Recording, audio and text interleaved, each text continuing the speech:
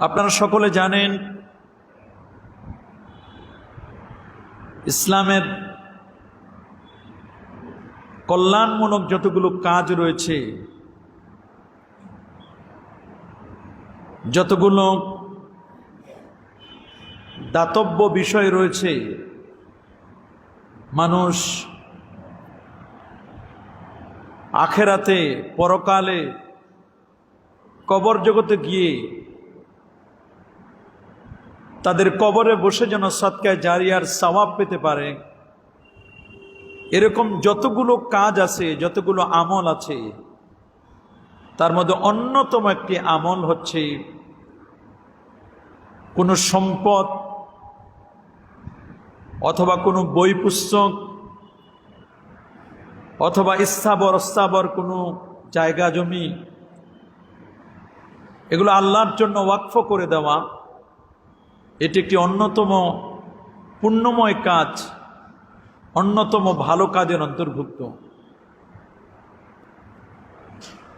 অনেকের জায়গা জমি আছে, সহায় সম্পদ আছে। এই জায়গা জমি বা সহায় সম্পদগুলো অনেক সময় জাহান্নামের আগুন থেকে মুক্তি লাভের জন্য, কবরের জিন্দেগিটা যেন ভালো হয়, আখিরাতের জিন্দেগিটা যেন ভালো হয়, মানুষ এলাকা ভিত্তিক বিভিন্ন জায়গায় তারা মসজিদ, মাদ্রাসা, খানেকা, ঈদগাহ, কবরস্থান, এই সমস্ত জায়গার জন্য মানুষ জায়গা দান করে এবং বলেন যে এটা যেন কেউ পরবর্তীতে মালিকানা দাবি করতে না পারে। এই জায়গাগুলো তারা ওয়াকফ লিল্লাহ, আল্লাহর জন্য তারা সুপর্দ করে দেন, ওয়াকফ করে দেন। সুবহানাল্লাহ বলেন। এটা যুগ যুগ ধরে বংশ পরম্পরায় এটা চলে আসছে। কারণ এটা যদি কারো ব্যক্তি মালিকানায় হয়, মসজিদ, মাদ্রাসা, খানকা, ঈদগাহ, কবরস্থান, তাহলে তারা নিজেরা খবরদারি করবে। আপনার আমার মা বাবাকে তারা দাফন করতে দেবে না। ঈদগাহে বলবে যে আমার ঈদগাহ, আমার মসজিদ, আমার কবরস্থান, এগুলো আর আমার শব্দটা আর থাকবে না। তখন বলবে আমাদের। যখন এটা ওয়াকফ হয়ে যায় তখন হয় কাদের? আমাদের। আর কোন সম্পদ যখন ওয়াকফ হয়ে যায়, ওয়াকফের সম্পত্তির মালিকানা একমাত্র আল্লাহ। বলেন ওয়াকফ সম্পত্তি মালিকানা কার? আল্লাহ। এটাকে চেঞ্জ করা যায় না, এটাকে বদল করা যায় না, এটা মালিকানা চেঞ্জ করা যায় না, এটাকে বিক্রি করাও যাবে না, এটাকে নিজের সম্পদ বলে চালিয়ে দেওয়াও যাবে না। বড় কঠিন জিনিস। এটাকে বিক্রি করা হারাম। এটার মালিক হয়ে যান কে? বলেন তো, ওয়াকফ সম্পত্তির মালিক হন কে? আল্লাহ। ওয়াকফ শব্দটা এটা আরবি শব্দ, যে কারণে আমরা এই শব্দটার সাথে আমাদের পরিচিতি খুব কম। ওসিয়ত আছে, উইলিংলি কাউকে কোনো জিনিস দান করে দেওয়া। ওসিয়ত আর ওয়াকফের মধ্যে পার্থক্য আছে। যখন আপনি কোনো একটা সম্পদের ওসিয়ত করবেন, ওসিয়ত আপনি সবটুকুন করতে পারবেন না। 1/3 আপনার সম্পদের 1/3 আপনি ওসিয়ত করতে পারবেন, এবং এটা যার জন্য আপনি ওসিয়ত করবেন, মুসা লাহু, যার জন্য ওসিয়ত করবেন তিনি ওই সম্পদের মালিক হবেন। আর যখন সম্পদটা ওয়াকফ করা হয়, ওয়াকফ করে দিলে পরে এটার মালিকানা পৃথিবীর কোনো মানুষ আর দাবি করতে পারবে না। এটার মালিকানা হয়ে যায় একমাত্র কে? আল্লাহ।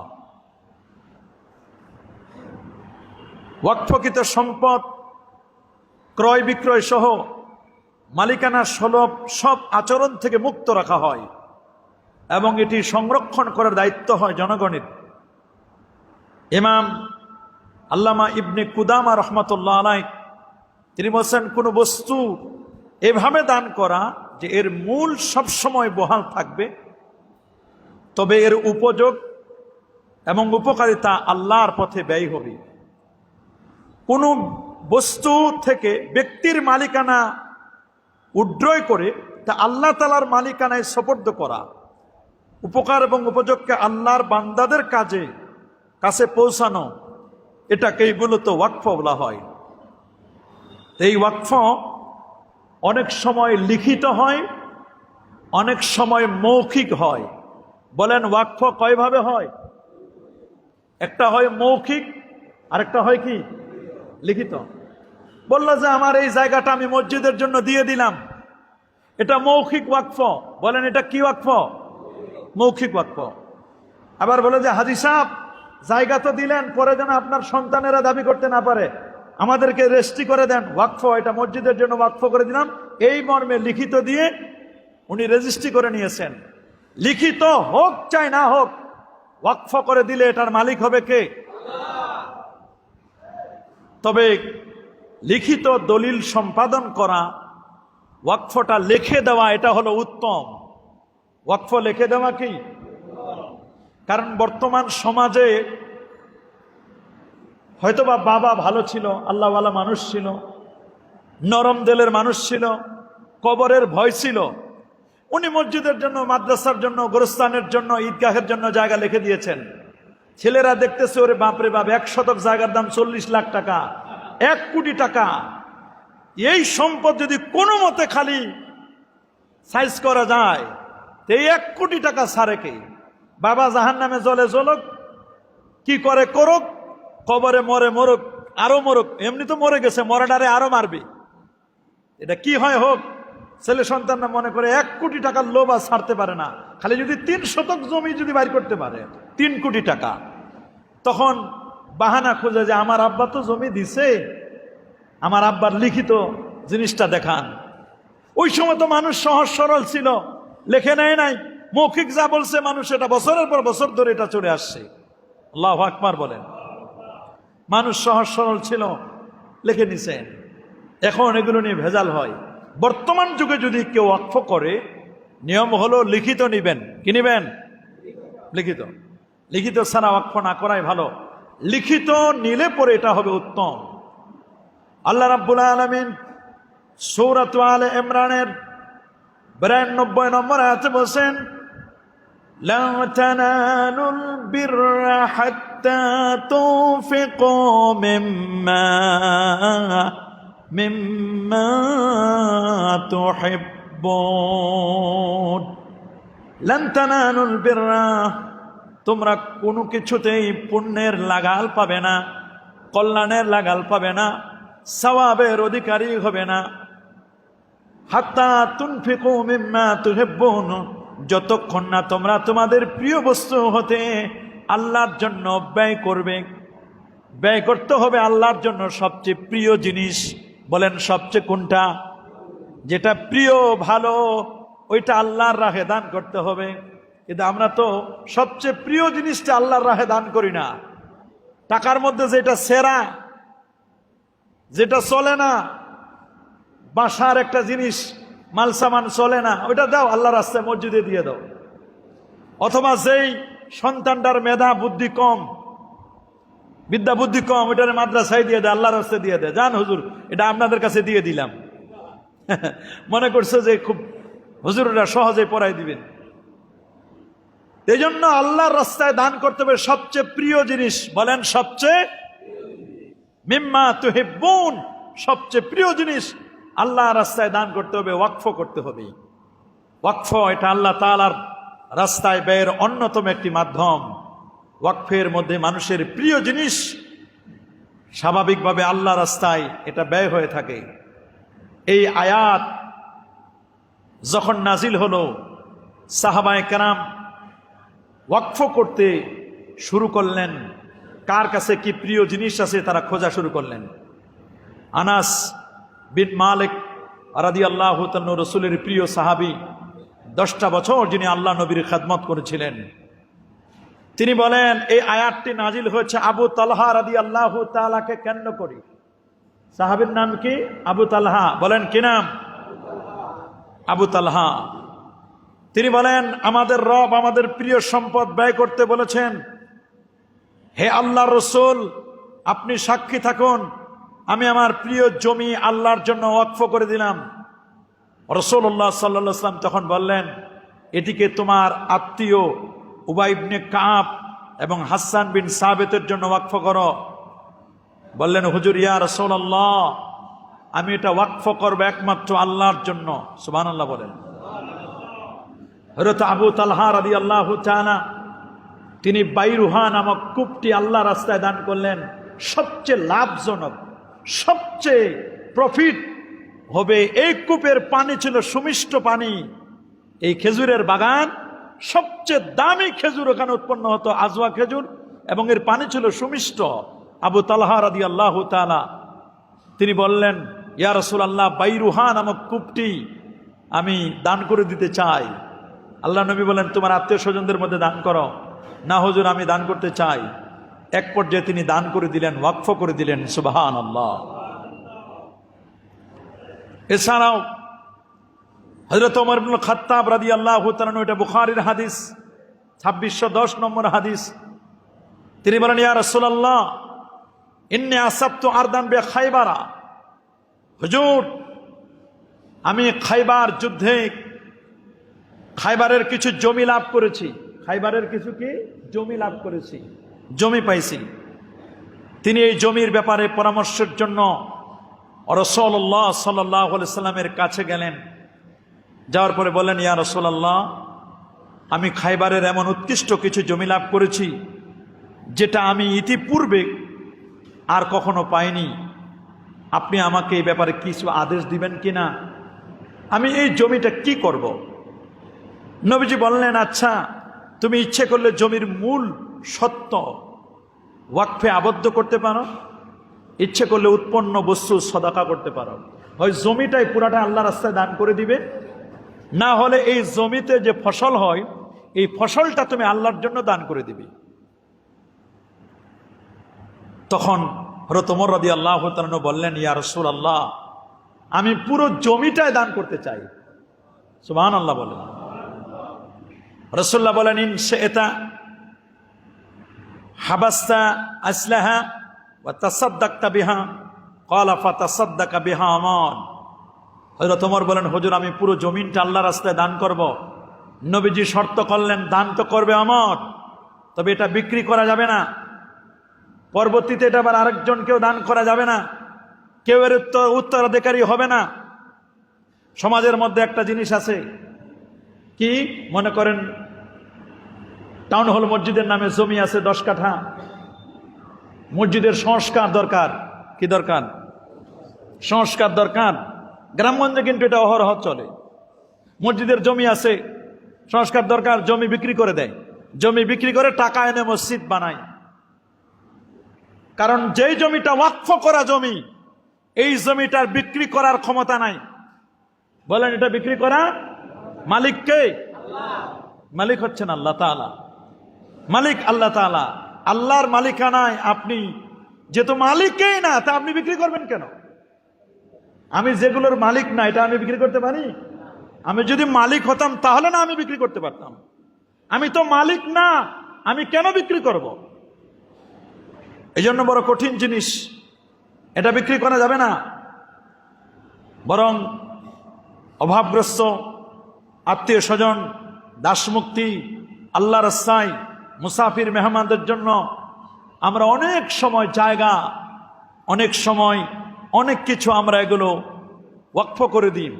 ওয়াকফ করলে যিনি মুতাওয়াল্লি হবেন, মুতাওয়াল্লি হওয়ার পরে উনার কোনো কর্তৃত্ব থাকবে না, তবে হ্যাঁ, উনি এতটুকুন করতে পারেন যে এটা দেখভাল করবেন তিনি, এবং উনি বলে দিতে পারবেন যে আমি মারা যাওয়ার পরে, উনি যদি ওয়াকফ করার সময় শর্ত করেন যে আমি মারা যাওয়ার পরে আমার পরবর্তী প্রজন্ম যারা, তারা ওটাকে দেখভাল করবেন, এটা করা যাবে। কিন্তু মালিকানা কেউ দাবি করতে পারবে না। বলেন, মালিকানা কেউ দাবি করতে পারবে না। ওয়াকফ এটা কাদের জন্য হবে? ওয়াকফটা দুই প্রকার। একটা হচ্ছে খাইরি, মানে কল্যাণকর কাজে ওয়াকফ করা। বলেন, কি কাজে? কল্যাণকর কাজ কি হতে পারে? যেমন কল্যাণকর কাজ হচ্ছে মসজিদ বানানো, এটা ভালো কাজ। মাদ্রাসা বানানো, তারপরে কবরস্থান বানানো, ঈদগাহ বানানো, অথবা একটা টিউবওয়েলের জমি দিয়ে টিউবওয়েল বানাইছে, বলছে এই টিউবওয়েলটা এলাকাবাসীর জন্য ওয়াকফ করে দিলাম। সুবহানাল্লাহ। তবে মসজিদের ওয়াকফকৃত পানি মুসল্লিরা খেতে পারবে, কিন্তু এই মসজিদের পানি বহন করে কেউ নিতে পারবে না। শরীয়তে জায়েজ নাই, শরীয়তের কি নাই, জায়েজ নাই। এবং এই মসজিদের যদি কোনো বাতি থাকে, আজকেও ফতোয়ার কিতাবে পড়ছি যে মসজিদের পানি তো দূরের কথা, মসজিদের চট, মসজিদের বাতি, মসজিদের ফ্যান, মসজিদের লাইট, মসজিদের আনুষঙ্গিক যা কিছু আছে একটা অনুপরিমাণ নিজের কাজে ব্যবহার করতে পারবে না। যারা মসজিদের পানি, কেউ যদি মনে করেন যে মসজিদের পানি আমি বাড়িতে নিয়ে যাব, ওটার সমপরিমাণ মূল্য মসজিদে সদকা করে দিয়ে যেতে হবে, এটার মালিকানা মসজিদ কমিটি না, এটার মালিকানা আল্লাহ। এটা আপনাকে মনে রাখতে হবে। মসজিদের, হ্যাঁ আপনি খেতে পারবেন, আপনি মসজিদের পানি খেতে পারবেন, সারাদিন বসে আপনি খান, সারাদিন বসে খান। ইভেন আজকের ফতোয়া আমার কাছে, একটা লিখিত ফতোয়া আমার কাছে আছে, ফতোয়া স্পষ্ট লেখা, আপনার প্রয়োজনে কোনো বক্তব্য দুনিয়াবি কোনো কাজের জন্য মসজিদে বসে মসজিদের ফ্যান, মসজিদের লাইট, মসজিদের জমি আপনি ব্যবহার করতে পারবেন না।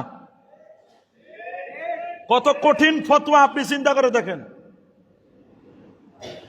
যদি মসজিদে তৈল আছে, বাহিরে অন্ধকার, কোনো বিদ্যুৎ নাই, মসজিদের একটা মোমবাতি নিয়ে আপনি আপনার বাসা পর্যন্ত পৌঁছতে পারবেন না, এটা মাকরুহে তাহারিমি, আকরাবু ইলাল হারাম, হারামের কাছাকাছি হবে।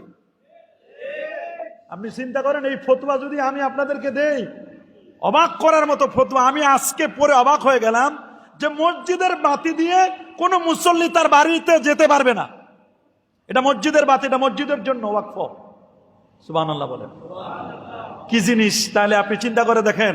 আর আমরা মসজিদের অহরহ অনেক সময় একটা জিনিস, মসজিদের পানি নিয়ে যাচ্ছি, মসজিদের একটা জিনিস পাইছি নিয়ে গেলাম আমি, না, এটা ওয়াকফ লিল্লাহ। যখন কোনো জিনিস ওয়াকফ হয়ে যায় তখন এটার মালিকানা হয় কে? আল্লাহ। কে হয় মালিক? আল্লাহ হয়ে যায়। যে মনে করেন আমি একটা প্রয়োজনের জন্য মসজিদে বসে আমি একটা আলোচনা করতেছি, আমার নিজের প্রয়োজন, এটা মসজিদের প্রয়োজনে নয় অথবা দিনের প্রয়োজনে নয়। এই জন্য যদি কোনো খরচ হয়, মসজিদের ফ্যান চলে, মসজিদের লাইট চলে, তাহলে 10, 20, 50 টাকা, 100 টাকা মসজিদে দান করে যেতে হবে। এটা আপনার অধিকার, ইসলাম দেয় নাই, এটা মসজিদের জিনিস। আল্লাহু আকবার বলেন। তাহলে ওয়াকফ এরকম, ওয়াকফে খাইরি, কল্যাণকর কাজে ওয়াকফ করা, ওয়াকফে আহলি, পরিবার পরিজনের জন্য ওয়াকফ করা। অনেক সময় পরিবার পরিজনদের জন্য ওয়াকফ করে দিবে যে এটা ওয়াকফ করে দিলাম, এটার যত অর্থ এটা আমার পরিবারের জন্য ব্যবহার করা হবে, পরিবারের যতটুকু দরকার ততটুকু নিবে, বাকি জিনিস ওয়াকফ স্টেট, ওয়াকফের জন্য এটা ব্যবহার করা হবে। সুবহানাল্লাহ বলেন। তা খাইরি, কল্যাণকর কাজের ওয়াকফ করাটা, আর একটা পরিবার পরিজন, নিজের বা নির্দিষ্ট ব্যক্তি বা ব্যক্তির নামে ওয়াকফ হবে, পরবর্তীতে তার জনকল্যাণ কাজে ওয়াকফ হবে। যেমন কেউ তার নিজের নামে ওয়াকফ করলো, এরপর তার সন্তানদের হবে, অতঃপর তার জনকল্যাণ কাজে ওয়াকফ হবে। হতে পারে যেটা আমার নিজের নামে, আমার পরে আমার পরবর্তী প্রজন্ম পাবে, এরপরে এই সম্পদটা কোথায় যাবে? বাইতুল মালে চলে যাবে, লিল্লাহ ওয়াকফ চলে যাবে। ট্রাস্ট করেন অনেক সময়, ট্রাস্ট। যেমন হযরত উসমান রাদিয়াল্লাহু তাআলার ব্যাংক অ্যাকাউন্ট এখনো চালু আছে। সুবহানাল্লাহ বলেন। হযরত উসমান রাদিয়াল্লাহু তাআলা আনহুর ব্যাংক অ্যাকাউন্ট এখনো চালু। উনি বলে দিচ্ছেন, আমার এই সম্পদ আমি, আমার পরবর্তী প্রজন্ম, এই এরপরে যা থাকবে এটা সম্পূর্ণ বাইতুল মাল। এখনো উনার ব্যাংক অ্যাকাউন্ট চালু আছে। উনার যত সম্পদ, এই সম্পদের যত অর্থ, এটা উনার অ্যাকাউন্টে জমা হয় এবং এটা লিল্লাহ, এটা ওয়াকফ, আল্লাহর জন্য এটা ব্যয় করা হয়। মানে আল্লাহ পাকের যারা বান্দা, যারা এই ওয়াকফ খাবার যোগ্য, তাদের জন্য এটাকে ব্যবহার করা হবে। এখনো চালু আছে। কি কি জিনিস ওয়াকফ করা যায়? যেমন জমি, ঘর বাড়ি ওয়াকফ করা যায়। কি ওয়াকফ করা যায়? ঘর বাড়ি ওয়াকফ করা যায়, জমি ওয়াকফ করা যায়, বা স্থানান্তর যোগ্য জিনিস যেমন বই ওয়াকফ করা যায়, নিজের কাপড় চোপড় ওয়াকফ করা যায়, যে আমার যত ড্রেস আপ আছে সব ড্রেসগুলো আমি ওয়াকফ করে দিলাম। তারপরে আপনার অস্ত্র ওয়াকফ করা যায়, গাড়ি, নিজের গাড়ি ওয়াকফ করে দেওয়া যায়। এই গাড়িটা ওয়াকফ করে দিলাম, গাড়ি থেকে যত রেন্টে কারে যত ভাড়া আসবে এটা মসজিদের কাজে ব্যবহার করা হবে, ওয়াকফ করে দিয়ে যেতে পারে। ঘোড়া ওয়াকফ করে দিতে পারে, এমনও হতে পারে। অস্ত্র, কাপড়, রাসূল আকরাম সাল্লাল্লাহু আলাইহি ওয়াসাল্লাম বলেন, খালিদ ইবনে ওয়ালিদ রাদিয়াল্লাহু তাআলা তার উপর তোমরা অবিচার করছো না, সে তার বর্ম এবং অন্যান্য সম্পদ আল্লাহ রাস্তায় ওয়াকফ করে দিয়েছে, এমনও হতে পারে। আলেমগণ একমত, মসজিদের মাদুর মোমবাতি ওয়াকফ করা এটা নিন্দনীয় নয়। তবে হ্যাঁ, পরিধানের জন্য গহনা ওয়াকফ করা, ধার দেওয়া জায়েজ আছে। গহনা যদি ওয়াকফ করে তাহলে আরেকজনকে ধার দেওয়া শরীয়তের কেউ বলছেন জায়েজ আছে। জায়গা জমির মতো এগুলো ওয়াকফ করা যাবে, যাবে না তা নয়, এগুলো ওয়াকফ করা যাবে। ওয়াকফকারীর শর্ত আছে, ওয়াকফকারী দান করার যোগ্য হতে হবে, যোগ্য হতে হবে। জবরদখল করে সরকারের একটা জমি জবরদখল করে আল্লাহ রাস্তায় মসজিদে দিয়ে দিলাম, হবে না। এরকম কিন্তু অনেক সময় করে। এলাকার মানুষ মিলে মসজিদের জায়গা নিজের কারো মালিকানা নাই, জায়গা কার? সরকারি, বলেন না জায়গা কার? অথবা খাস জায়গা, খাস জমি কয়েকজন মিলে দখল করে দিয়ে দিলাম মসজিদ, আল্লাহর নামে লিখে দিলাম, হবে না। আপনার ওটার মালিকানা হতে হবে, তারপর আপনি ওটা ওয়াকফ করতে পারবেন। 2 নম্বর, ওয়াকফকারী আকেল হতে হবে। অনেক পাগল আছে না, পাগল হয়ে গেছে, বলে আমার গোটা সম্পদ দিয়ে দিলাম।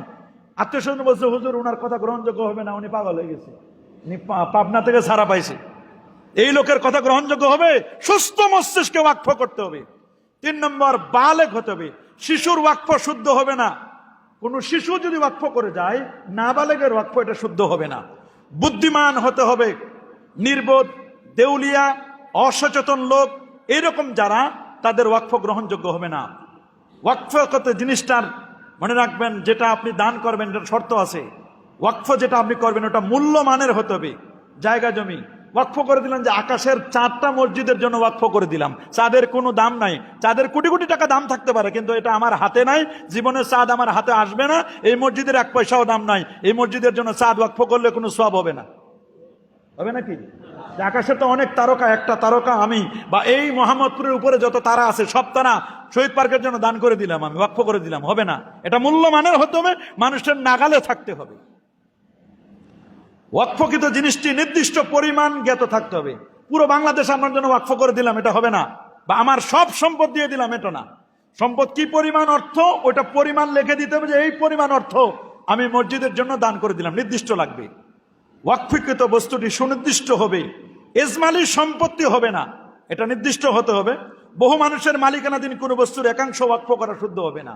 মনে করেন একটা জমি আছে, জমিতে 44 জন, মনে করেন এটা জমির ভাগ বাটোয়ারা পাবে, 44 জন অংশীদারিত্ব আছে, পার্টনার আছে কতজন? 44 জন। এই 44 জনের আপনার একটা অংশ মসজিদে দান করে দিলেন, ওয়াকফ করে দিলেন, এটা হবে না। আগে 44 জনের বন্টন নামা লাগবে, কে কি পরিমাণ সম্পদ পেয়েছেন, ওই সম্পদ নামা যেটুকু আপনি পেয়েছেন ওইটুকুর ব্যাপারে আপনাকে দান করে দেবো, ওয়াকফ করে দিতে হবে। এখন মসজিদ ওই 44 জনের বন্টন নামায় 44 জনের সাথে মারামারি করা মসজিদের সময় নাই। এরকম বন্টন করে দেওয়া, ওয়াকফ করে দেওয়া আর মসজিদকে বিপদে ফেলায় দেওয়া সমান, এটা করা যাবে না। তারপরে ওয়াকফকৃত বস্তুটি ওর প্রচলিত প্রথা অনুযায়ী উপকার গ্রহণে সক্ষম হওয়া, ওয়াকফকৃত জিনিসটি বৈধ উপকার থাকা, এটা এরকম শর্ত সাপেক্ষে ওয়াকফটা করতে হবে। এই জন্য আপনি যদি ওয়াকফ করতে চান, ওয়াকফ করার জন্য এইগুলো শর্ত লাগবে। এখন মসজিদের একটা মেম্বার আছে, মনে করেন এখানে মসজিদের নতুন মেম্বার বানানো হয়েছে না, কথা বলেন। এখন মসজিদের আরেকটা মেম্বার, আগের মেম্বারটা আছে, মনে করেন কথার কথা, কাঠের একটা মেম্বার, এই মেম্বারটা মনে করেন যে না এই মসজিদে লাগতেছে না, এই মেম্বারটা আরেকটা মসজিদে দান করব না, শরীয়ত বলছে যে না, এই মেম্বার মসজিদে না লাগলেও কোনো জিনিস আরেক মসজিদে দান করা যাবে না। অনেকে মনে করবেন যে হুজুর এটা কেন, এক মসজিদে লাগে না আরেক মসজিদে দিলাম।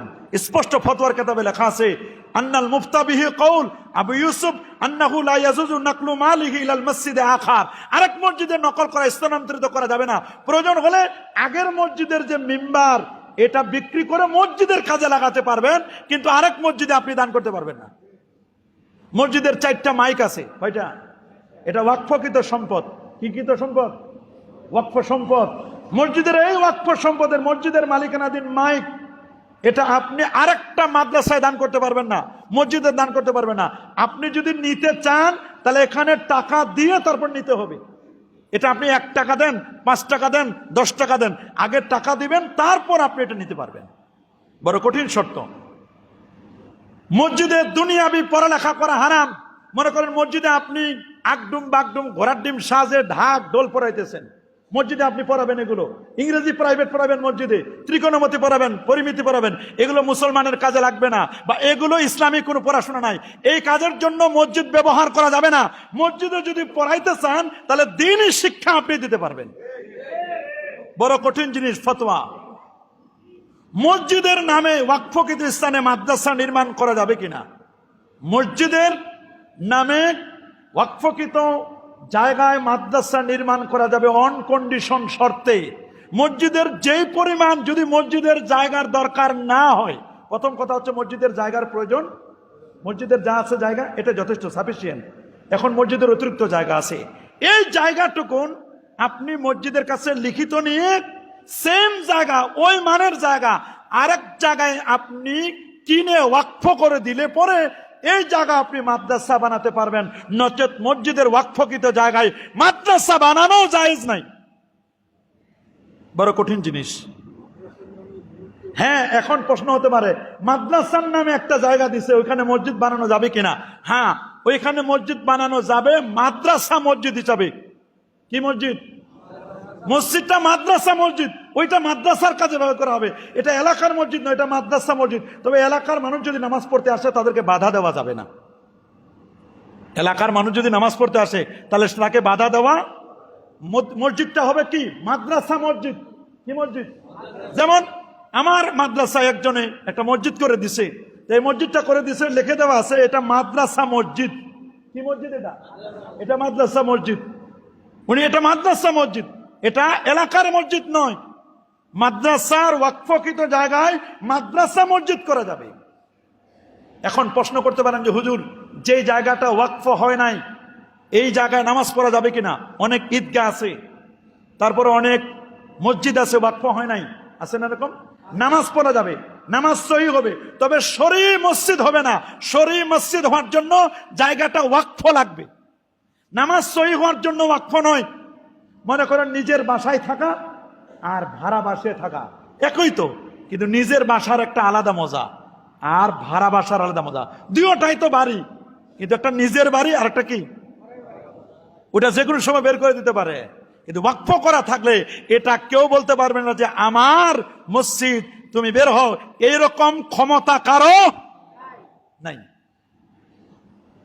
এখন এই ওয়াকফকৃত জমি কেমন হবে? আপনারা শুনেছেন ইতিমধ্যে, আপনারা জেনেছেন ওয়াকফটা, এটা মনে রাখবেন মুসলমানদের এটা একটা ধর্মীয় অধিকার। ওয়াকফ কার অধিকার? এটা মুসলমানদের ধর্মীয় অধিকার, সামাজিক অধিকার। এই অধিকার থেকে মুসলমানদেরকে বঞ্চিত করা হচ্ছে। আমার পাশের রাষ্ট্র ভারতে, কথা বলেন, ভারতে ওয়াকফ আইন 2025, ওয়াকফ আইন বা ওয়াকফ আইন 2025, এটা ভারতের বিধানসভায় এটা পাশ হয়ে যাচ্ছে, পাশ অলরেডি হয়ে গেছে। যদিও সুপ্রিম কোর্টে এটা বুধ বৃহস্পতি 2 দিন শুনানি হয়েছে, এখন পর্যন্ত এটা নিয়ে অনেক দ্বন্দ্ব কলহ চলছে। এখন পর্যন্ত এটা নিয়ে কোনো ধরনের সুরাহা করা যাচ্ছে না। আপনারা শুনলে অবাক হবেন যে মুসলমানদের ভারতের যত সম্পদ আছে, ভারতের যত সম্পদ, সবচেয়ে বেশি সম্পদ হলো ভারতের সামরিক বাহিনীর সম্পদ। কাদের? দ্বিতীয় পর্যায় হচ্ছে রেলওয়ের সম্পদ। কিসের? রেলওয়ের, ওয়াকফ বোর্ডের, রেলওয়ের নামে যেটা বরাদ্দ আছে ওইটা সম্পদ। তৃতীয় পর্যায়ে রয়েছে যে ওয়াকফ বোর্ডগুলোর মালিকানাধীন ভূমির পরিমাণ প্রায় 8.7 লক্ষ। আল্লাহু আকবার। 3 নম্বরে আছে মুসলমানদের ওয়াকফকৃত সম্পদ। কয় নম্বরে? 3 নম্বরে। এই যে নতুন ওয়াকফ আইন, সরকারকে ওয়াকফ সম্পত্তি নিয়ে, এটা ওরা নিজেরা একটা ওয়াকফ নিয়ে, সম্পত্তি নিয়ে অবাধ নিয়ন্ত্রণ প্রদান করবে, যা মুসলিম সম্প্রদায়ের প্রতি আরেকটি আঘাত আমরা মনে করি। ভারতের সম্পদগুলো, যেখানে মসজিদ আছে, যেখানে মাদ্রাসা আছে, যে মসজিদ, মাদ্রাসা, ঈদগাহ, কবরস্থান, এই সমস্ত সম্পদের মালিক তো মুসলমানদের ব্যবহার করে। মালিককে এই আল্লাহর মালিকানা থেকে বের করে, এরা আল্লাহর মালিকানা থেকে বের করে মুসলমানদেরকে বেকায়দায় ফেলার জন্য ভারতের বিধান সরকার তারা একটা কালো আইন তৈরি করেছে শুধুমাত্র মুসলমানদেরকে কলঙ্কিত করার জন্য। আমরা আজকের এই মসজিদ থেকে ভারতের এই ওয়াকফ আইন আমরা এই কালো আইনকে আমরা ঘৃণা তীব্র নিন্দা এবং প্রতিবাদ জানাচ্ছি।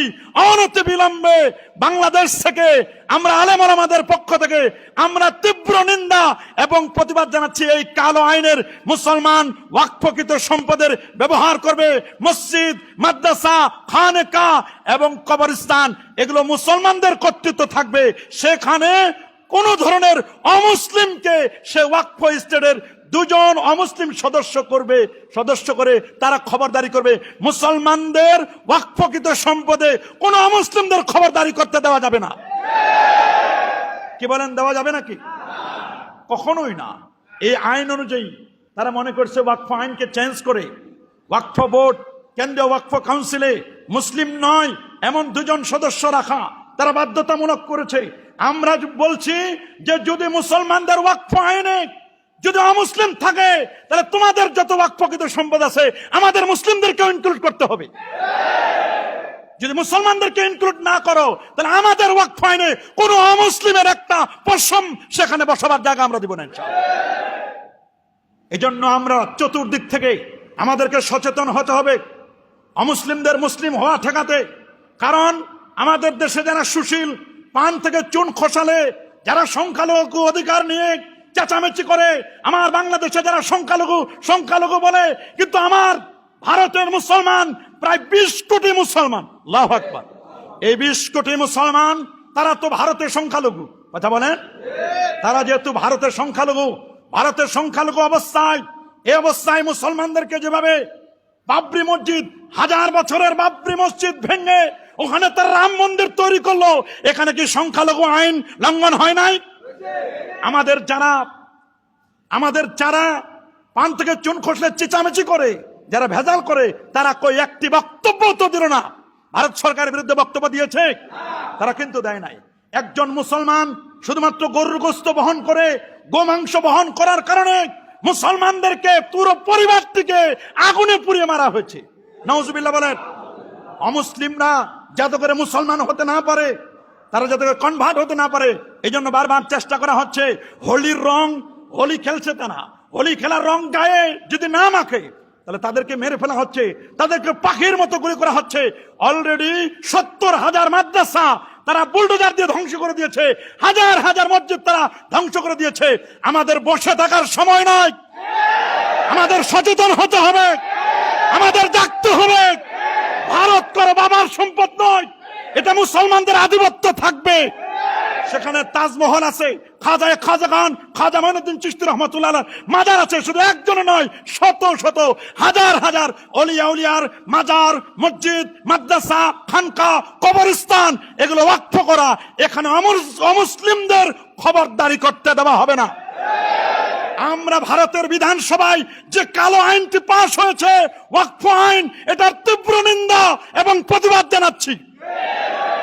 কি বলেন, আমাদের সন্তানদেরকে জাগ্রত করতে হবে, আমাদেরকে জানতে হবে এই ওয়াকফ আইন, পুরো সম্পদ যখন ওয়াকফ হয় এটার মালিক হয়ে যান কে? অবশ্যই আল্লাহ পাক রব্বুল আলামিন মালিক হয়ে যান। এজন্য কালো আইনের বিরুদ্ধে আমাদের 1 নম্বর কাজ হচ্ছে প্রতিবাদ জানাতে হবে। এটি মুসলমানদের অধিকারের ব্যাপার, সামাজিক অধিকার, এটা ধর্মীয় অধিকার। এদের এই সামাজিক এবং ধর্মীয় অধিকার থেকে মুসলমানদেরকে বঞ্চিত করা হচ্ছে। এখানে সংখ্যালঘুদের উপর জুলুম নির্যাতন করা হচ্ছে। কথা বলুন। এটা শুধু আমরাই কথা বলছি তা নয়, বরং ভারতের সমস্ত মিডিয়া কথা বলছে, যারা মুসলমানদের কিছুটা হলেও পক্ষে, এবং অন্যান্য বিরোধী শক্তি যারা, তারাও কিন্তু কথা বলছে। মুসলমানরা তো প্রত্যেকটা অঞ্চলে কথা বলতেছে, এবং তারা আইন করেছে কোনো একটা সম্পদ, একটা ওয়াকফকৃত সম্পদ 12-13 বছর পর্যন্ত যদি কেউ দখল করে নেয়, কত বছর? 12 বছর বা 13 বছর পর্যন্ত একটা দখল করে খাচ্ছে একটা সম্পদ। এই সম্পদটা দখল করে নেওয়ার পরে কিছুদিন পরে যদি সেটা মালিকানা দাবি করে, তাহলে তার দাবিকানা করা সঠিক হবে। এবং এটা নাকি বিধানসভা থেকে তারা একটা আইন করে দিয়েছে, তাদের যে কালেক্টর আছে, তাদের যে যারা দায়িত্বশীল, তাদের থেকে 2 জন লোক নিয়ে এটা পরবর্তীতে তারা সমাধান করবে। সমাধান আর কি হবে? সমাধান মানে ওগুলো দিয়ে দিবে সব হলো ওই অমুসলিমদেরকে, মুসলমানদের আর এটা রাখবে না। তো এটা কেমন কথা? 12-13 বছর ধরে আপনি একটা জায়গা দখল করে নিলেন, এটা ওয়াকফকৃত সম্পদ, এটার মালিকানা তো আল্লাহ তাআলা, পরবর্তীতে এটা মালিক তাদেরকে বানায় দিবে। মূলত কৌশল হচ্ছে সুকৌশলে মুসলমানদেরকে ভারত ছাড়া করার চেষ্টা করছে। কখনোই তাদের এই কূটকৌশল কখনো বাস্তবায়ন করতে পারবে না। ইতিমধ্যে আল্লাহর মেহেরবানি, ইতিমধ্যে এই বিলটা পাশ করার পরে গোটা দেশ জুড়ে আল্লাহর মেহেরবানি এটার ব্যাপারে প্রতিবাদ চলছে। সারসিনা শরীফ হযরত পীর সাহেব হুজুর প্রতিবাদ দিয়েছে, আমাদের দেশের যত রাজনৈতিক দল আছে সবাই প্রতিবাদ করেছে, সবাই আমরা প্রতিবাদ করছি। আমাদেরকে জানতে হবে, আমাদের মার্চ ফর গাজা, গাজার জন্য যেমন আমরা মার্চ করেছি, আমরা যেমন ফিলিস্তিনের জন্য মার্চ করেছি, প্রয়োজন হলে মার্চ ফর ইন্ডিয়ার জন্য প্রয়োজন হলে করতে হবে। তবু মুসলমানদের অধিকার আমাদেরকে টিকিয়ে নিতে হবে। মুসলমানদেরকে তাদের ধর্মীয় অধিকার, সামাজিক অধিকার, যেখানে আপনার আমার অনেক পূর্বপুরুষ, আমাদের তো বহু পূর্বপুরুষ ভারতের গোরস্থানে আছে, তার মানে ওগুলো গোরস্থানগুলো দখল করে ওখানে তার রাম মন্দির বানানোর চেষ্টা করছে, মসজিদ দখল করবে, মাদ্রাসা দখল করবে, সেখানে রাম মন্দির বানাবে, আর আমরা বসে বসে বাংলাদেশে আঙ্গুল চুষবো। বাংলাদেশ এত দুর্বল নয় কি? আমরা কি দুর্বল? আমাদের শক্তি সামর্থ্য অথবা গোলা বারুদ নাই, অন্যান্য অস্ত্র নাই, কিন্তু আমাদের ইমানের জোর আছে, ইমানের পাওয়ার আছে। আমরা ইনশাআল্লাহ আমরা প্রয়োজন হলে পদক্ষেপ নিব। বাংলাদেশ থেকে আমরা ধিক্কার জানাই যারা এই বিধানসভায় এই কালো আইন মুসলমানদের বিপক্ষে পাশ করেছে। আমরা তীব্র নিন্দা এবং প্রতিবাদ জানাচ্ছি। অনতিবিলম্বে এই আইনকে উড্ডয় করে নিয়ে যাতে করে মুসলমানদের স্বাধিকার প্রতিষ্ঠিত হয় সেই ব্যবস্থা তারা করবে। এবং আমরা যারা সম্পত্তি ওয়াকফ করেছি, ওয়াকফ সম্পত্তি এটা ফিরায় নেওয়া তো প্রশ্ন আসে না। দান করার পরে কোনো সম্পদ ফিরায় আনা, বমি করার পরে ওইটা আবার খাওয়া সেম জিনিস। নওজুবিল্লাহ বলেন। এই জন্য সাদাকাতু তারুদ্দুল বালা, সদকা দিলে বালা মুসিবত দূর হয়ে যায়। আপনারা যখন দান সদকা করবেন, এটা লিল্লাহ, আল্লাহর জন্য দান করবেন, নিঃসন্দেহে সে দানটি আল্লাহ পাকের দরবারে কবুল হবে। দান সদকা, as-সাদাকাতু তারুদ্দুল বালা তুতফিউ গাদাবার রব্বে, আল্লাহর রাগ প্রশমিত হয়ে যায়। এই জন্য দান সদকা করব। কবরে বসে বসে আপনি এটা পাবেন। রাসূল বলেছেন, ইজামা তাল ইনসান এন কাতা আনহু আমালু, মানুষ যখন মারা যায় সমস্ত আমল নামা তার বন্ধ হয়ে যায়। ইল্লা মিন সালাস, 3টা আমল তার জারি থাকে। একটা হলো সদকায়ে জারিয়া। সদকা জারিয়া হলো মসজিদ, মাদ্রাসা, খানকা, কবরস্থান, এগুলোকে মিটাই দিবে আর নিজের রাম রাজত্ব কায়েম করবে। এটা মুসলমানরা কখনো হতে দেবে না। ভারত কারো বাবার সম্পদ নয়, নিজস্ব সম্পদ নয়, এটা মুসলমানদের অধিকার আছে না নাই? অবশ্যই আছে। আল্লাহ তাআলা আমাদের সবাইকে কবুল করুন। আর আরেকটি আইন বলবো বা কি বলবো, এটা নির্দেশনা দিয়েছে ইসলামিক ফাউন্ডেশন বাংলাদেশ থেকে। গত সপ্তাহে একটা মিটিং হয়েছে। আমাদের সারা বাংলাদেশে রমজান মাসে যেমন তারাবির নামাজ সিস্টেম এক ছিল, জুমার নামাজের সিস্টেম তারা এক করেছে। আমাদেরকে নির্দেশনা দেওয়া হয়েছে, সরকারি অর্ডার, যে প্রত্যেকটা জুমায় বাংলাদেশের সব অঞ্চলের জুমার নামাজ হবে 1টা 30-এ। কয়টায়? সারা বাংলাদেশে একই সময় জুমার নামাজ হবে ইনশাআল্লাহ 1টা 30-এ। এই জন্য আমাদের কোনো সময় নেওয়ার আর কোনো সুযোগ নাই। এটা আমরা আগে থেকে চেয়েছিলাম যে এক সময় সব জায়গায় হলে সবচেয়ে ভালো হতো। তাহলে কোনো মানুষ যেন কোনো মসজিদে যেন নামাজ দেরি করে করারও সুযোগ নাই, আবার আগে করারও কি সুযোগ নাই। অনেক জায়গায় 1:15 হয়ে যায়, অনেক জায়গায় 1:30 হয়ে যায়, অনেক জায়গায় 1:45, 2টা, 2:30 পর্যন্ত চলে যায়। এটা না, সারা বাংলাদেশে একই নিয়মে জুমার নামাজ হবে। আপনারা আগামী জুমা থেকে আগাভাগে আসার চেষ্টা করবেন। আমরা আজানের পরপরেই ইনশাআল্লাহ আলোচনা শুরু করবো। আজানের পরপরেই আগে এসে আপনারা শুধু দুখুলুল মসজিদটা পড়ে নেবেন, একসাথে কাবলাল জুমা পড়বো আমরা ইনশাআল্লাহ। 1:10-এর মধ্যেই আমরা আমাদের আলোচনা সমাপ্ত করব। 10 মিনিট আপনার সুন্নাত নামাজের জন্য, 1:20, 10 মিনিট হয়তোবা দোয়া পড়তে হবে। অনেকের দোয়া কাগজ দেয়, তারপর মসজিদের কালেকশন সহ 10 মিনিট, জাস্ট 5 মিনিট এটা হবে, আর 5 মিনিট খুতবা হবে। জাস্ট 1:30-এ আমরা আমাদের